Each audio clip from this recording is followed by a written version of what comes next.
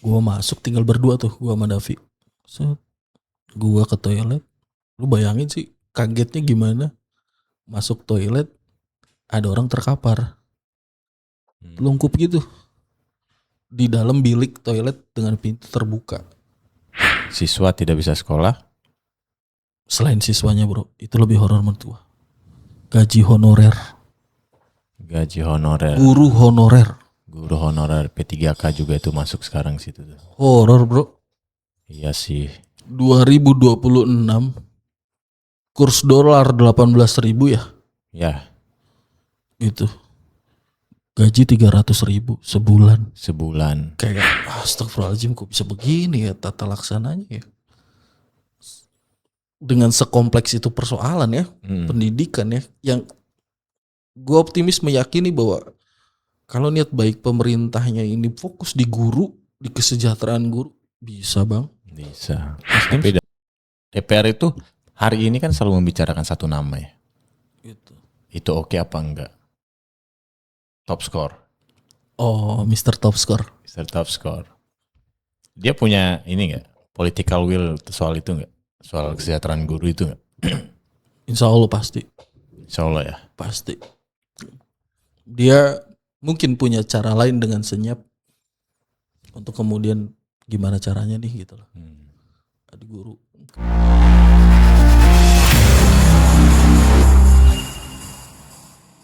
Jadi DPR itu kalau ada yang kemudian bilang serem, horor dan lain sebagainya,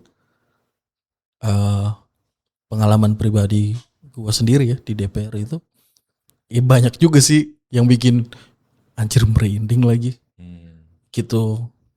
Kayak kita ngeliat, nih kita tinggal berdua nih, terus tiba-tiba di pintu kebuka, terus kayak ada orang lewat, set.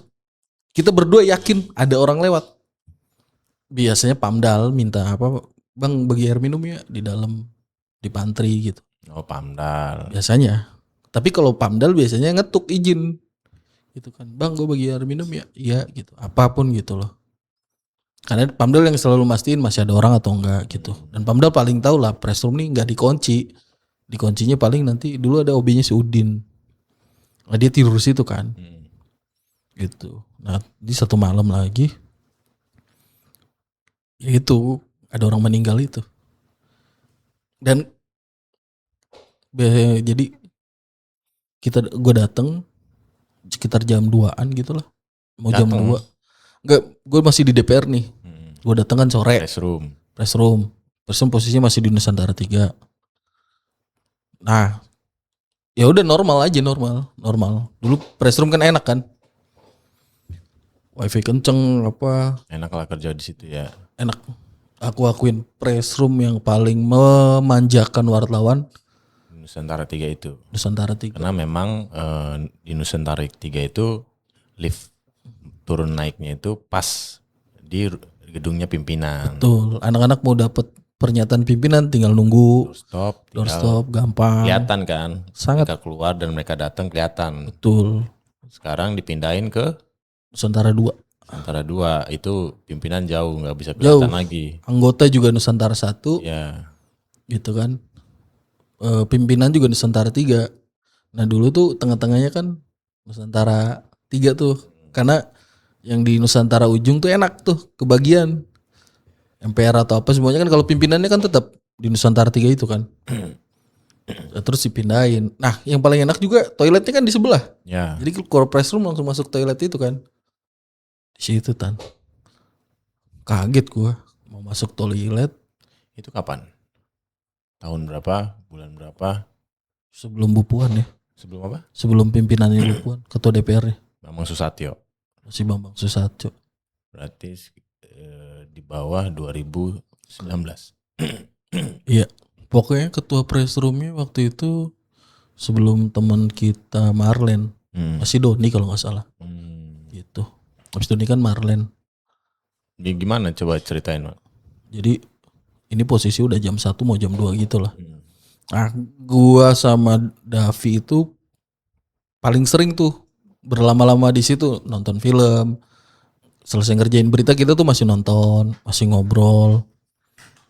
Anak-anak tuh betah ya karena WiFi jalan, OP juga ada di situ, Gojek juga masih bisa masuk dulu. Emang sekarang nggak bisa? Nggak bisa gitu. Sekarang cuma sampai gerbang doang, kita yang jalan ngambilin. Kalau nggak OB yang ngambilin gitu. Jadi pada betah lah di situ. Udah kayak base camp lah. Ya. Anak-anak di situ.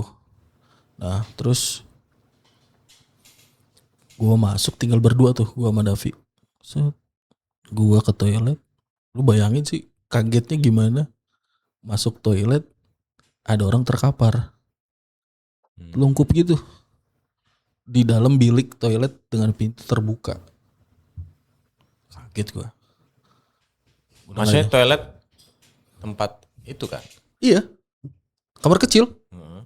Terbuka. Kan ada tempat pipis, Yes. urinor yang berdiri sama 3 bilik yang buat buang air kan? Ya, yang duduk. Ya, gitu. Nah, posisinya pintu salah satu bilik terbuka setengah Bilik- apa full? full. Terus ada orang di atas itu. Ada orang di bawahnya si toilet itu. Telungkup di situ. Jam 1 ya. 1 lewat. Sepi. Dulu pada saat melihat itu Mas Dims mengiranya apa? Ya gue gak tahu kan, ya gue manusia tetap. Gue mengira itu manusia. Cuman kan anjir. Kok ada gitu loh. Jam segitu orang terkapar di toilet, bapak-bapak tuh. Yang kabarnya itu pensiunan di situ tapi masih sering main di inilah dulu mantan staf PNS atau pekerja di DPR lah ya. Yang ngurusin kunci atau apa katanya. Yang emang sering kan banyak yang begitulah mungkin. Kabarnya begitu. Jadi gua kaget aja. Teman kan kayak kok bisa gitu loh jatuh dan meninggalnya di situ. Nah, kenapa meninggal? Gue keluar tuh langsung manggil si almarhum Davi. Davi ini wartawan Rakyat Merdeka dulu. Dav. Ada orang terkapar. Panik lah gue. Serius bro. Datang ke situ. Akan lebih panik lagi kan tiba-tiba datang orangnya nggak ada kan. Alhamdulillah masih ada. Kalau tiba-tiba tadi di sini Dav.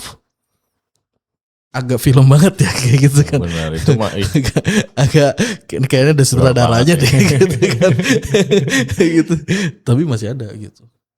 Terus bau banget gitu loh kayak bau kotoran atau apa gitu. Ya wajar lah kamar mandi juga kan. Enggak, kamar mandi wangi, cuman begitu ada orang itu katanya sih kata Davi ada kotoran-kotorannya juga gitu di situ. Entah mungkin proses mengejangnya sakit atau seperti apa ya gitu. Nah terus Dav gue gak berani deh Dav. Davi berani lah memastikan almarhum ini. Sebelum kayak mati deh bro gitu. Gak manggil Pamdal. Akhirnya Sapam, kita berdua nyari Pamdal. setelah ngecek. Setelah berdua kita ngecek, gue udah langsung berpikir bahwa wah ini harus segera ngambil Pamdal nih. Iya. Kalau ada apa-apa. Tapi berani juga Davi itu almarhum. Ah itu dia tuh. Gitu dia takut lapar doang dulu. Dia Iya kan sih. hobi makan kuliner Iya gitu. sih. Dia kan lu masih inget kan lo. Tapi kan gemuk gitu. Jadi yang ditakutin dia cuma itu kali ya, lapar. Gitu. Nah, terus Pamdal datang, Pamdal langsung, iya bang nanti kita tanganin gitu. Ya udah akhirnya kita balik tuh, balik aja Dudut. Balik. Besoknya kita coba tanya-tanya. Dan benar meninggal. Cuman meninggalnya dinyatakan tidak di situ. Meninggalnya di klinik katanya. Klinik di dalam DPR tapi nggak apa di luar DPR. Kayaknya di luar. Biasa kan kalau aku kan pernah juga wartawan di kriminal. Ada labganya nggak saat itu beredar? Gak ada. Nggak ada ya. Pokoknya Bersih. yang kayak seolah-olah bahwa bang jangan rame gitu. Saat itu dipesankan jangan rame. Iya, ada pesan tersirat seperti itulah yang kita pahamin bahwa jadi Pamdal yang bertugas malam itu kan biasanya kan shift-shiftan ya, besoknya kan belum tentu tugas lagi atau seperti apa dan gue juga nggak begitu ingat mukanya. Dan kalau yang piket kan hanya segelintir kan, Ya. 1-2 orang gitu. Dan tidak ada polis lain juga besokannya. Nggak ada, kayak nggak terjadi apa-apa, normal aja. Jadi gue sama Davi kayak akhirnya bilang bener Dav meninggal gitu. Iya gue tanya juga katanya meninggalnya disebut nggak di sini gitu. Tapi Mas Tim sebagai wartawan tidak mencoba mencari tahu. Ya gue tanya-tanya itu siapa gitu. Nah di OB-OB itu abang tahu lah, gue yang pertama nemuin. Wah abang iya. Emang yang terdengar cerita di sana gimana? Ya kabarnya cuma jatuh terus dibawa ke klinik si bapak itu gitu doang bang, terus meninggal. Emang gimana bang? Ya, OB-OB aja baru taunya dari gue bahwa malam itu ada orang yang terkapar di toilet itu. Coba toiletnya sekarang udah gak ada. Nggak ada ya? Nggak ya, digabung ke ruang delegasi dah. Iya, iya. Dulu kan ada tuh kan toilet Nusantara 3 kan. Nah itu tadi nggak ada. Kalau meninggal di situ kan arwahnya gentayangan ya. Ya, nggak tahu juga sih. Kayaknya Horor bro. hantu juga takut di DPR. Enggak sih. Kalau soal itu gue kan gak percaya hantu juga ya. Cuman Ya. gue kayak Kan hal-hal ini kan hal-hal faktual. Kelakuannya kan. Enggak lah bro. Anggota DPR bagaimanapun bisa jadi malaikat. Ya itu kelakuannya kan bisa seperti itu. Gitu. Jadi malaikat. Tapi kalau yang jahat ya bisa jadi setan juga. Tapi kan gue selalu menanamkan optimisme di diri gue bahwa dalam sebuah institusi selalu ada orang baik. Dan masih banyak kok. Persoalannya kemudian kan kita sebagai jurnalis menggali siapa aja sih orang baiknya. Ya. Cuman dari kisah horor yang tadi gue tuturin, sebetulnya ada yang lebih horor yang pengen gue bahas sore ini. Hari ini ya. Lo tau gak apa? Soal pendidikan? Lebih spesifik. Siswa tidak bisa sekolah? Selain siswanya bro, itu lebih horor menurut gue. Gaji honorer. Gaji honorer. Guru honorer. Guru honorer P3K juga itu masuk sekarang situ tuh. Horor bro. Iya sih. 2026 kurs dolar 18.000 ya. Ya. Gitu. Gaji 300.000 sebulan. Sebulan. Bertanggung jawab terhadap satu kelas. Itu Dalam satu kelas let's say ada 20 sampai 40 siswa. sebulan ya. Sebulan. Itu parkir vale 2 kali di parle habis tuh. 300.000. Kelar ya? Kelar. Gila sih ya. Dan ini faktual banget karena yang gue nggak mendengar langsung nih, mendengar dari adik gue. Adik gue guru Honorer.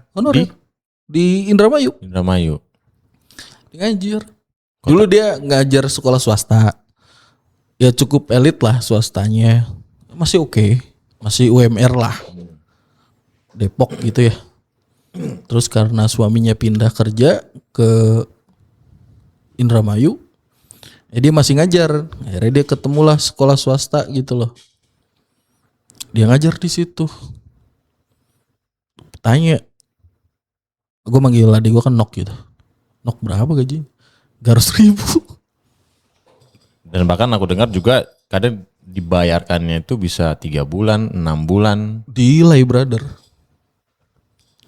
Horor bang. Horor sih. Punya anak 2. Buset. Itu. Anaknya kan sekolahnya bayar juga. Anaknya guru kan gak mungkin gratis. Ya. Itu. Bayaran sekolah anaknya. Misalnya kalau anaknya ada di swasta yang bagus kan minimal 500.000 sebulan. Iya kan. Let's say rata-rata kan segitulah. 200.000, 300.000. Belum kehidupan sehari-hari. Anaknya 2. Belum nanti kehidupan sehari-hari. Belum ongkos dia dari rumah ke situ. Dan itu contoh nyata yang ada di lingkungan keluarga gue dan faktual terjadi dengan di banyak daerah lainnya. Ya. Sebagaimana yang dibilang sama Mukmin, juara 1 stand up komedi Suci Kompas tuh. Dia kan selalu bilang bahwa gaji saya 300.000. Iya ya. Iya kan gitu kan. Di Jogja dia. Iya kan. Ya itulah yang menurut gue kayak, wah ya Allah. Padahal kan apa ya, vital bang. Ya. Dan kondisi itu bukan cuman di 2026 kan. Mungkin udah berpuluhan-puluhan tahun seperti itu. Ya kan gak mungkin gaji guru.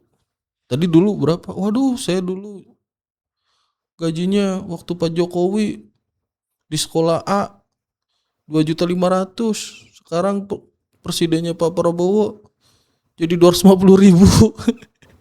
Enggak juga kan Bang. Emang dulunya kan, tapi kan ini masalah klasik gitu loh. Ya.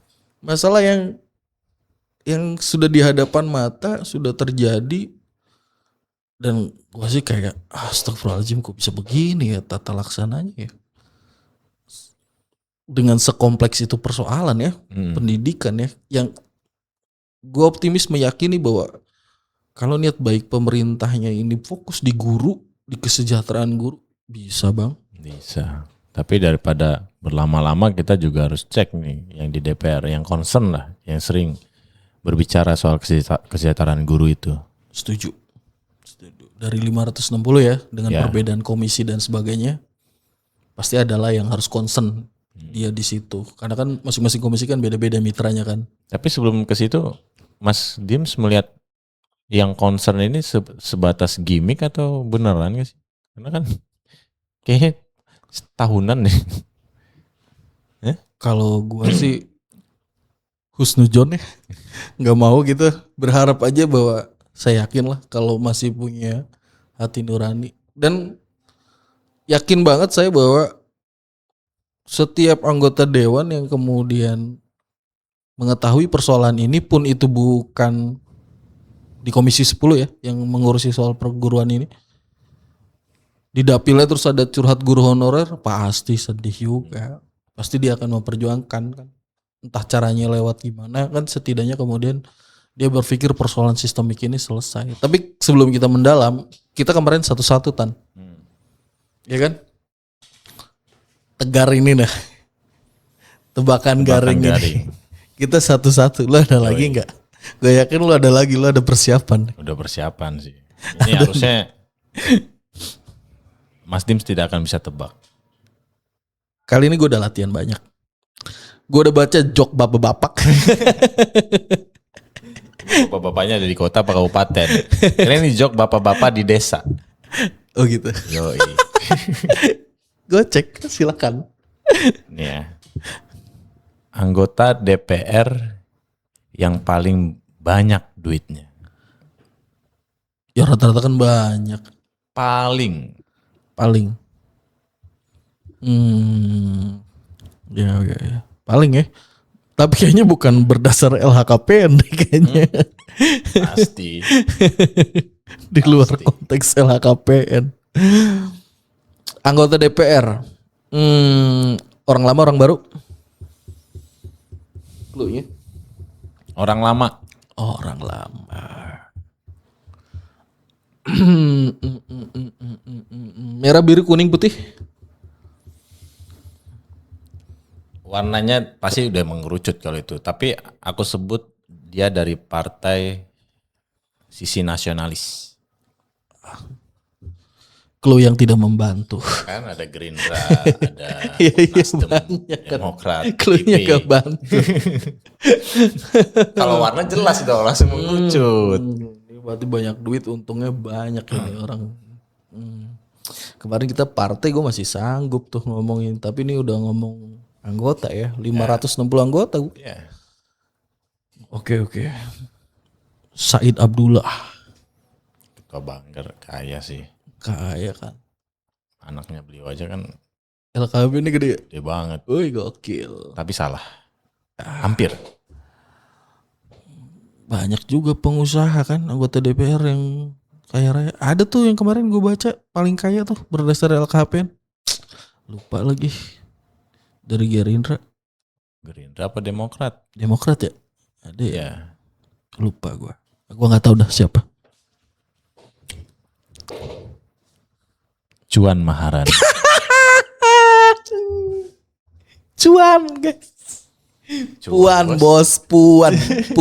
Ibu Puan Maharani. Kenapa jadi cuan? Gitu.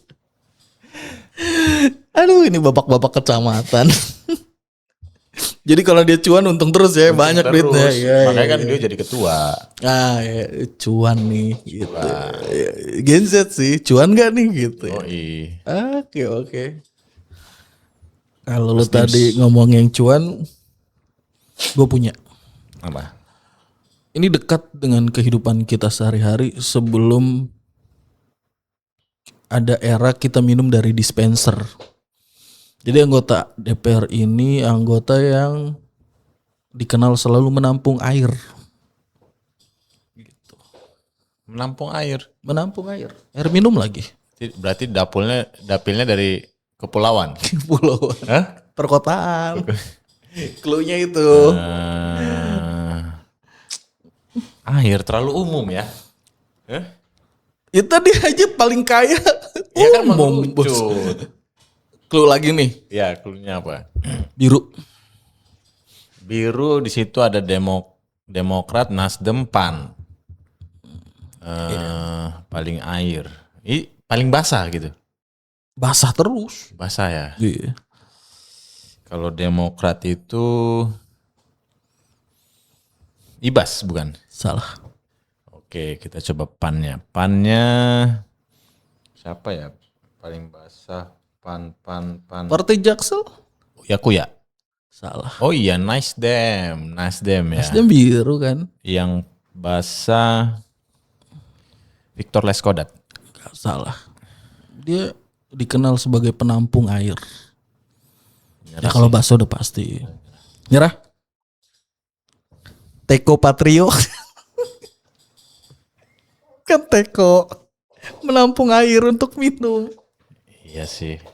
Teko Patrio. Memberi manfaat. Aduh haus nih, Tekonya mana? Sebelum era dispenser bro. Hari ini kan gitu minum kayak dispenser. Terus Teko ya. jauh sebelum era air minum kemasan menyerang ya. Orang kan semua masih minum dari Teko kan. Tapi posisi Bang Gitu. Eko strategis sih di PAN. Strategis banget. Strategis. Hah? Sekjen kan ya? Eko Patrio? Sekjen. Sekjen. Bayangin kan. Selebritis sampai pada posisi orang nomor 2 di partai. Gokil kan. Kayak dia deh. Selebritis satu-satunya dengan posisi jabatan di partai tertinggi ya.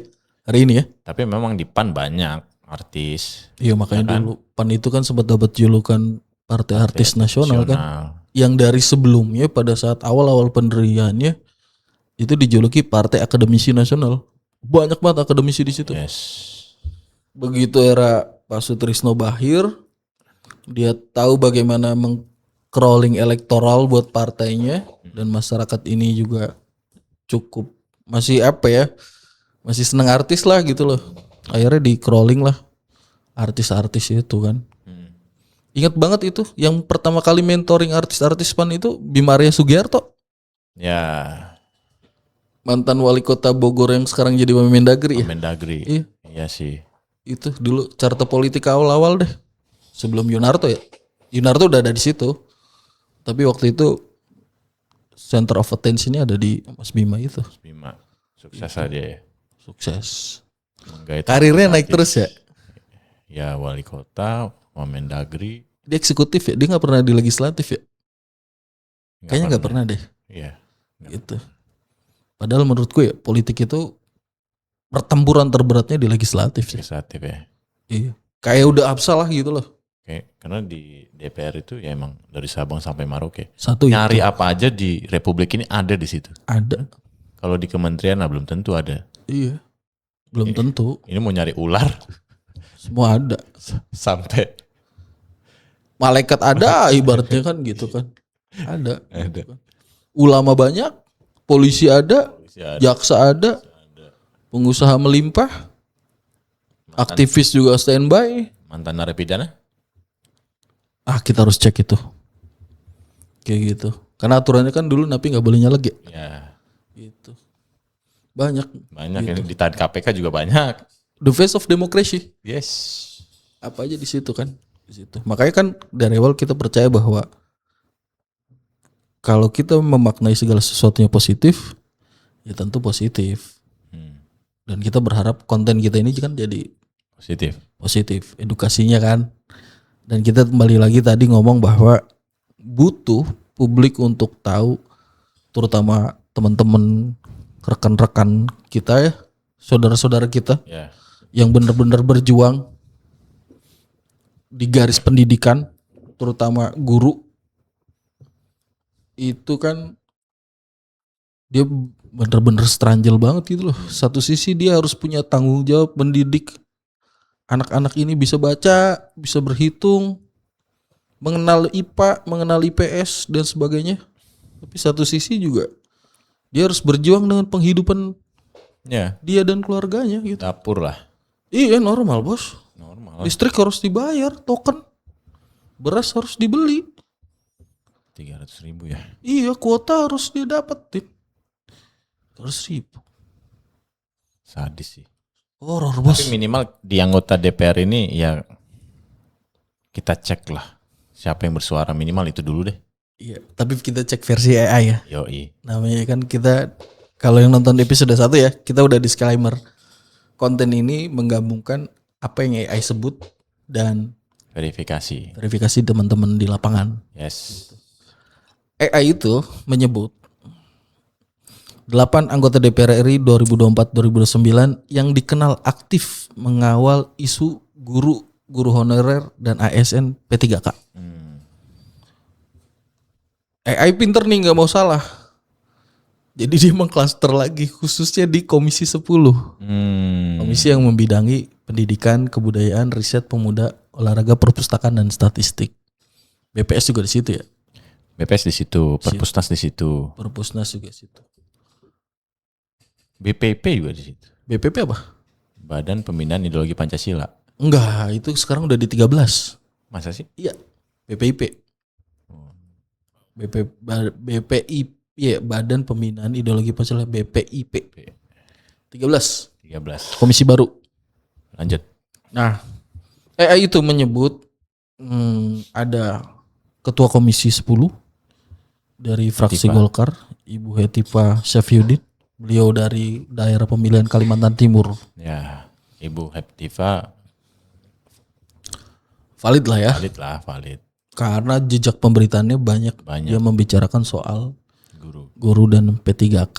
Nah, walaupun sebenarnya untuk komisi yang berwenang itu soal pengangkatan dan penggajian dan lain-lain itu kayak komisi 2 deh. Ya. Kan Menpan RB. Iya 2. Itu dia tuh yang kita bingung melihatnya ya. Dalam arti gini. Kalau ini ujungnya adalah kesejahteraan guru dan pendidikan, kenapa tidak semuanya di-pool aja di 10 gitu loh. Agar kemudian tidak, bahasanya apa ya, tidak terfragmentasi gitu loh. Ngomongin kurikulumnya di 10 tapi ngomongin kesejahteraan, status dan sebagainya ada di 2. Jadi kayak blur gitu ya. Itulah jadi kayak ada gap. Jadi kayak loh kenapa sih nggak di 10-in aja semua gitu loh. Biar clear sekalian. Iya. Biar hulu sampai hilir. Legislator juga tidak ada alasan lagi untuk ya gimana kita udah berjuang untuk di sini. Bisa jadi kemudian Komisi 2 gimana? Kami di 10 sikapnya A. Di Komisi 2 misalnya tiba-tiba sikapnya tidak A. Ya. Akhirnya yang dirugikan kan guru-guru lagi. Kayaknya selalu deh. Itu yang kayak kenapa ya bisa begitu ya? Kenapa sih nggak kemudian dijadiin satu aja biar fokus? Bos ini pendidikan bos, ruhnya sebuah bangsa. Gitu. Tapi sebelum abang bacain semua itu, setelah abang crawling itu, setelah abang cek itu, paling banyak komisi berapa yang ngomong soal guru? All 10. 10? Iya. 2 malah nggak ada? 2 malah nggak ada. All 10. Pertama tadi kayak ada Ibu Heptiva. Terus ada Wakil Ketua Komisi 10 Himatul Aliyah dari Gerindra. Ada dari PKB Pak Lalu Hardian. PKB ya. Dia Nusa Tenggara NTB 2 ya. Ini punya pesantren dia. Iya, dia cukup concern untuk membahas pendidikan pesantren dan semuanya. Terus kemudian ada wakil lagi Mai Esti Wijayanti. Ya. Ya PDI kan, Jogja PDIP, ya. Dapil Jogja. Terus kemudian ada wakil lagi, udah wakil segitu. Himatul Aliyah. Bukannya udah Himatul Aliyah? Iya, Himatul Aliyah udah. 2 kali dia di situ. Enggak. Iya, sekali. Kan? Sekali kan. Terus yang anggota biasanya ada Mahfuz Abdul Rahman dari PKS. Aku nggak familiar lagi nama itu. Iya. Sama. Padahal dia dapilnya Kota Bekasi Depok loh. Iya. Iya kan? Dapil perkotaan Iya, iya. gitu. Yang harusnya kemudian Itu valid tuh. Ah, Kalau menurut Mas Dims. nggak tahu sih. Aku Kalau juga meragukan lagi. kalau Pak Mahfuz Abdurrahman ini kita taunya Mahfuz Sidik ya. Iya. Karena kemarin Iya kan? Iya. Jadi kalau Pak Mahfud Asbirahman ini beneran concern, mungkin melintas di FYP kita. Iya, iya.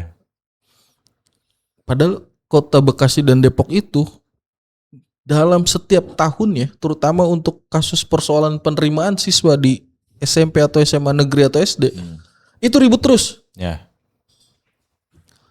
Nah, kenapa beliau nggak Terpantau radar kita ya.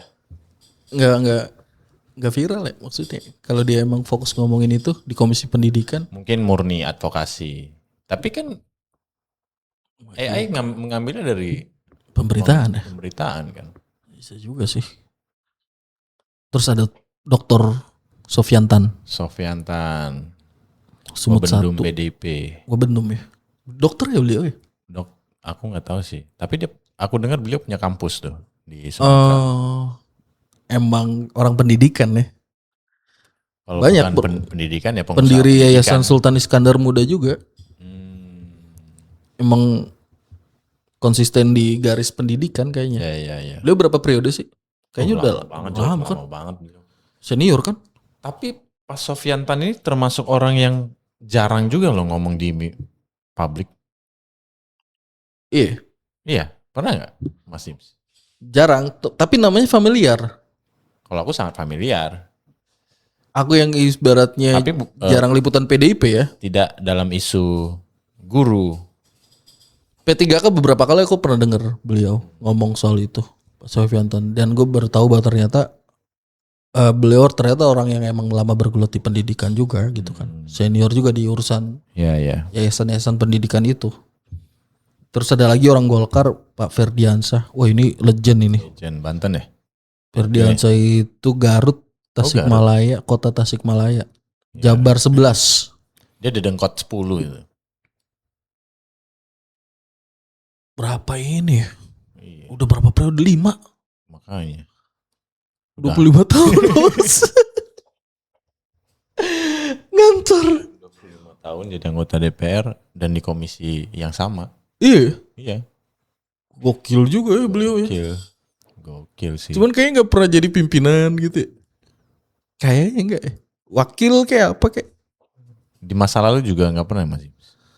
Periode berapa gitu. Ya itu dia. Nah terakhir ada Muhammad Nurpurna Masidi. Beliau dari Komisi 10 juga, Golkar juga. Nah yang kata AI dia concern di pendidikan daerah dan sebagainya. Dan saya yakin sih sebelum kita nutup ini ya. Kalaupun misalnya anggota DPR ini kan tidak semuanya kemudian ada di 10 ya. Ya. Di dapilnya masing-masing. Tapi kan terkadang kemudian masyarakat juga ke siapa lagi mengadu gitu loh. Misalnya satu contoh ada anggota DPR komisinya komisi 1 atau komisi 3. Terus kemudian di dapilnya ada persoalan guru honorer, ada sekolahan yang bermasalah dan sebagainya. Terus mengadu ke legislator ini, ya saya yakin juga pasti diterima. Ya. Tapi kan persoalannya kan itu bukan kemitraan dia dengan komisi pendidikan itu kan. Pasti juga dia mungkin dia punya cara lain bagaimana menolong itu. Tapi sekali lagi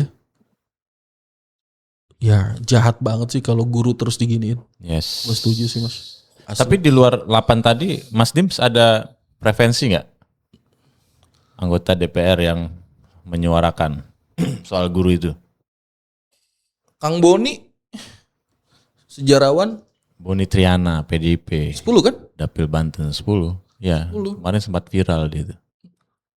Untuk pendidikan beberapa saudara-saudara gue yang ada di Serang ya di dapil harum. Dia dapilnya Lebak Pandeglang. Iya Lebak Pandeglang situ kan yang di Banten maksud saya. Gitu. Iya dia concern banget soal itu. Dia walaupun kemarin kemudian viral ada di karena situ. mereka Boni itu pernah kita dengar melakukan diferensiasi Gitu. Guru dengan MBG gitu. Termasuk Ya kalau 6 triliun bisa dibuang per hari. Iya. Ya Allah, jadi ini tuh asli bener. Ikhlas gua kalau itu kemudian jadi apa ya? Intensif atau gaji guru buat itu guru honorer. Yes. Sumpah bener dah daripada mubazir. Yes. Itu Masih bisa lah, negara ini yakin bisa kok nyelamatin Bisa. guru. Yakin dah. Gue selalu yakin orang kalau negara yang kemudian fokus pada guru, insya Allah berkah gurunya, negaranya. Itu aja. Terus ada juga tuh Once, pernah viral juga tuh. Dia bilang gaji guru yang ideal itu 15 juta. Once 10 ya? 10. Iya. Once. Iya. Gitu. Once aja yang musisi ya. Iya. Kayak gitu kan. Gak ngerti dia apa yang dia sama. Apanya? Yang 15 juta Gaji ya. gaji. Dan itu viral. Viral. Tapi itu ada rasionalisasinya dia sampaikan. Nah apalagi dia bilang seperti itu. Maksudnya ketika 15 juta dikali berapa guru, bebannya itu cuma sekian loh. Nah, Iya itu. Setuju banget gue mas. Pasti negara ini punya data berapa jumlah guru PNS, berapa jumlah guru honorer, dan berapa kemudian guru swasta dan guru negeri gitu lah. ya. Terus pasti punya data yang baik bahwa sekolah mana yang harus dibantu dan sekolah mana yang kemudian sudah tidak perlu dibantu. Gitu. Kan ada swasta-swasta yang layak lah, orang kaya di situ. Ya udah itu biarin gitu loh kan. Kan persoalan kemudian mereka memilih pendidikan kan, tapi kan ada sekolah negeri yang di desa-desa itu loh, Mas. Ya. Iya Tapi kan? menurut Mas Dims, DPR itu hari ini kan selalu membicarakan satu nama ya. Gitu. Itu oke apa enggak? Top score. Oh, Mr. Top Score. Mr. Top score. Dia punya ini enggak? Political will soal itu enggak? Soal kesejahteraan guru itu enggak? Insya Allah pasti. Insya Allah ya. Pasti. Dia mungkin punya cara lain dengan senyap untuk kemudian gimana caranya nih gitu loh. Ada guru. Dapil beliau kan Banten juga kan. Banten. Gitu kan. Iya sih. Dan biasanya kan kita gampang banget viral dari Banten itu kan. Nggak nyaringin Depok bos. Ya. Wiranto aja ditusuknya di Banten. Iya. Iya kan? Ada aja di situ. Makanya Tapi Depok banyak juga kan ada babi ngepet. Jangan di UFO. Aku curiga Pak Wiranto kena jarang ke Depok kali. Depok bos. Legend. Iya. Padahal masih ada Bekasi, masih ada Bogor, kota penyangga kan, Ya. Tangsel, Satelita. Depok. Depok. Emang legend lah Depok ini. Dan itu semoga dengan apa yang kita bicarakan ini ya, adalah gitulah perubahan asli. Guru sekali lagi lah. Kita selamatkan guru-guru ini. Ya. Sip. Bungkus Panjang umur guru-guru Indonesia. panjang umur. Oke. Teman-teman sulap, penikmat sulap, sampai ketemu lagi. Assalamualaikum. Merdeka.